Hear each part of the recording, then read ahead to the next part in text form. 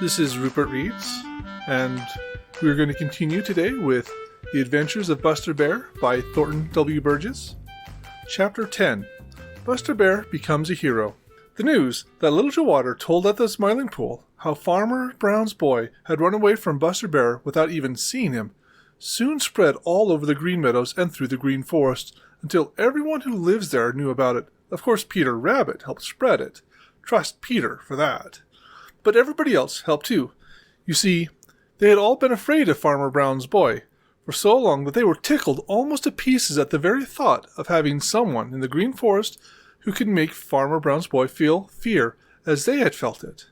And so it was that Buster Bear became a hero right away almost to most of them.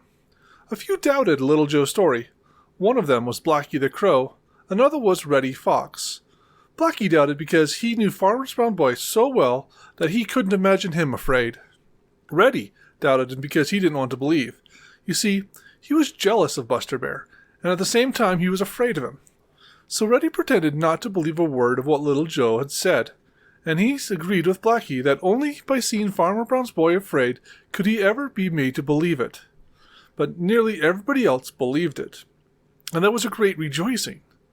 Most of them were afraid of Buster, very much afraid of him, because he was so big and strong, but they were still more afraid of Farmer Brown's boy, because they didn't know him or understand him, and because, in the past, he had tried to catch some of them in traps, and had hunted some of them with his terrible gun. And now, they were very proud to think that one of their own number actually had frightened him, and they began to look on Buster Bear as a real hero.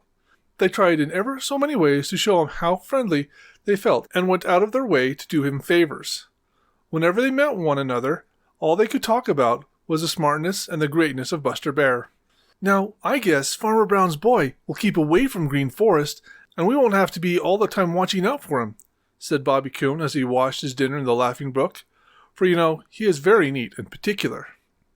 And he won't dare set any more traps for me, gloated Billy Mink. I wish Brer Bear would go up to the Farmer Brown hen house and scare Farmer Brown's boy so that he could keep away from there. It would be a favor to me, which I certainly would appreciate, said Unc' Billy Possum when he heard the news. Let's all go together and tell Buster Bear how much obliged we are for what he has done, proposed Jerry Muskrat. What a splendid idea, cried Little Joe Otter. We'll do it right away. Caw, caw, caw, broke in Blacky the Crow. I say, we'll wait and we'll see for ourselves if it is all true. Of course it's true, snapped Little Joe Otter. Don't you believe I'm telling the truth? Certainly, certainly. Of course no one doubts your word, replied Blacky with the utmost politeness. But you say yourself that Farmer Brown's boy didn't see Buster Bear, but only his footprints. Perhaps he didn't know whose it was. And if he had, he wouldn't have been afraid. Now, I've got a plan by which we can see for ourselves if he really is afraid of Buster Bear. What is it? Asked Sammy Jay eagerly. Blacky the Crow shook his head and winked. That's telling, said he. I want to think it over. If you meet me at the big hickory stump at sunup tomorrow morning, get everybody else to come that you can. Perhaps I will tell you. That is the end of Chapter 10.